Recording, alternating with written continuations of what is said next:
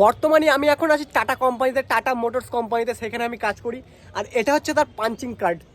এইবার তোমাদের অনেকের মনে হতে পারে, তা আমি কি করব, তাতে আমার কি যায় আসে? তুই কাজ করিস, তুই টাকা কামাস, তা আমার কি? আসলে গাইস, এই টাটা মোটরস কোম্পানিটা হওয়ার কথা ছিল আমাদের ওয়েস্ট বেঙ্গলের সিঙ্গুরে। তারা বলেছিল সেখানে যদি সেই কোম্পানিটা তৈরি হয় তাহলে অনেক কৃষক চাষ করতে পারবে না।